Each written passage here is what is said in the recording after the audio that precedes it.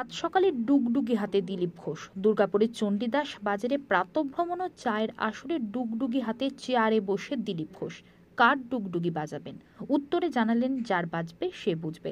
বর্তমান রাজ্য রাজনীতি নিয়ে ও শ্রমিক চার্জের রাজ্য সভাপতি হওয়া নিয়ে ফের মুখ খুললেন দিলীপ ঘোষ। তিনি জানালেন, শ্রমিক ভট্টাচার্য অভিজ্ঞ নেতা, আর আমাকে দল যা দায়িত্ব দেবে তাই পালন করব।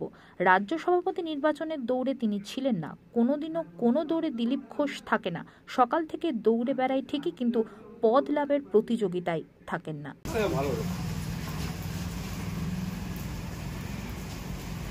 চণ্ডীদাসের মিষ্টির দোকান আমার একটা পেটেন্ট রাইট আছে।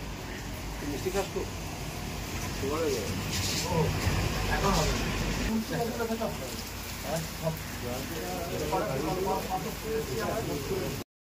সামনে তো চেয়ার পাতাই আছে, তোমার শেডের মাঝে আমরাই আছি, এখন তার লোক নেই। একটা কাজ কর না, ওই প্যান্ডেলটার মধ্যেই করে দে, ওটা ফিল করা আছে, ওটার মধ্যে চালিয়ে দাও। পেছন দিয়ে চেয়ারগুলো ঘুরিয়ে দাও, ঘুরেই বসে আরে অসুবিধা করার লোকই নেই, ঘুমোচ্ছে সবাই, প্রোগ্রাম করে চলে যাবো। একটা কাজ করতে হবে বেটা, ওই জায়গাটাতে ওইদিকে বাজছে না ভালো, কুমাওয়ালা পার্কের দিকে মানে তিনটে টেবিল লাগিয়ে দে, চেয়ার লাগিয়ে দে, আমি দুজন হবে। হ্যাঁ হ্যাঁ হ্যাঁ ঠিক আছে, তুই লাগা না, তুই যেটা পারবি লাগা, ওখান থেকে গোলাইটা করে বাঁধ গেলেই হবে। বাজার চলে আয়, বাজার চলে আয়, জলদি আও, জলদি আও।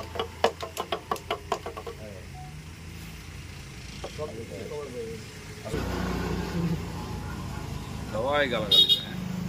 হ্যালো, বৃষ্টি বাদলায় ডিউটি করেও শান্তি নেই, ভেতরে চলে আসবেন, দিচ্ছেন কেন?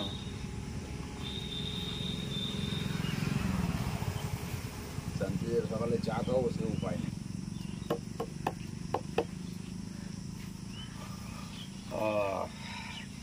বর্ষায় নরম হয়ে যাওয়া যাচ্ছে না।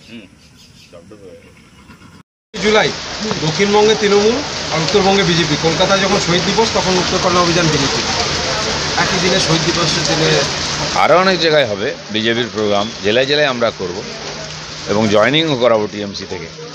তো তারা তাদের প্রোগ্রাম করছে, ওরা তো কংগ্রেস থেকে ধার করে নিয়ে এসে প্রোগ্রাম করে, বিজেপি তাদের মতোই প্রোগ্রাম করে। এটাকে সাধারণত শহীদ তর্পণ হিসাবে পালন করা হয়। শহীদ তর্পণ কোথায় হয়?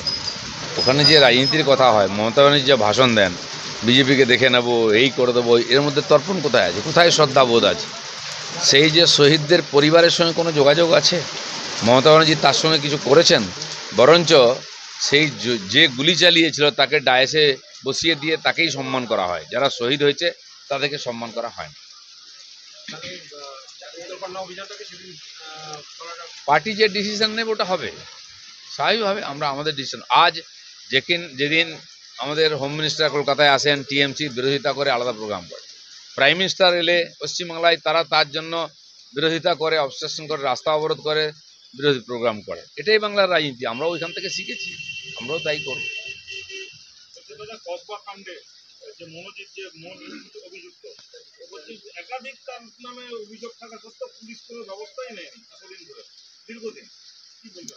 না, পুলিশ কার বিরুদ্ধে ব্যবস্থা নিয়েছে আজ পর্যন্ত বলুন? এত বড় ঘটনা হতে পারে যদি পুলিশ ব্যবস্থা না, একটার পর একটা ঘটনা হয়ে যাচ্ছে। পুলিশ হচ্ছে এখানে ঘটনা, দুর্ঘটনা, অপকর্মকে চাপা দেওয়ার জন্য আর বিরোধীদের আটকাবার জন্য। ওর বিরুদ্ধে আন্দোলন করতে যান, অ্যারেস্ট করবে, নাহলে কেস দেবে। আরজিকরকেও তাই করলো, পুলিশই তো ঢাকা দিয়েছে সমস্ত অপকর্মকে। এখানেও তাই হচ্ছে, মনোজিতের মতো লোকেরা তারা পুলিশকে চালায়, সে ভাইস প্রিন্সিপালকে চালায়, কে চাকরি করবে, কে অ্যাডমিশন নেবে, কে পাস করবে, এটা এরকম নেতারা ঠিক করে দেয়। প্রত্যেকটি কলেজ ইউনিভার্সিটিতে, সে মেডিকেল কলেজ হোক, ল কলেজ হোক, এরকম 2-4 জন লোক আছে যারা ওটাকে চালায়। এ VC, principal, vice principal, headmaster, এরা নামে আছেন, এদের কোনো ক্ষমতা নেই, এরা তাদের অধীনে চাকরি করেন। তাহলে আপনি ভাবুন, একজন লয়ার পাস করার পরে সে কোর্টে প্র্যাকটিসও করে, আবার ল কলেজে একটা কন্ট্রাকচুয়ালে চাকরি করে, এটা কি করে হতে পারে? এটাই পশ্চিমবাংলা হয়, কারণ ওখানে তাকে এমপ্লয় করে রাখা হয় যাতে ও ঢুকতে পারে, বেরোতে পারে, সব কন্ট্রোল করতে পারে। পশ্চিমবাংলায় কোনো ইউনিভার্সিটিতে, কলেজেতে স্টুডেন্ট ইউনিয়নে ইলেকশন হয় না। তো ইলেকশন স্টুডেন্ট ইউনিয়ন নামে মাত্র আছে, কিন্তু প্রত্যেক জায়গায় একটা ইউনিয়ন অফিস আছে, সেটা টিএমসির অফিস। আর সেখানে এই ধরনের গাঁজা, জুয়া, মদ এইসব হয়, আর পার্টির লোক মহিলাদেরকে নিয়ে ধর্ষণ করা হয়। টিএমসি পার্টি অফিস মানে সেখানে মৌজ মস্তি আর ধর্ষণের আড্ডা। সে সন্দেশখালি বলুন বা এই যে কসবা ল কলেজ বলুন, একই ঘটনা ঘটছে সব জায়গায়। এটা কেউ জানে না। অশোক দেবের মতো এত পুরনো একজন নেতা, কতবার এমএলএ হয়েছেন হয়তো উনি নিজে ভুলে গেছেন। তিনি ওই দুষ্কৃতকারী সমাজ বিরুদ্ধে জেঠু হয়ে বসে আছেন, চোখের সামনে সব করছে, সব জানার পরে চুপচাপ।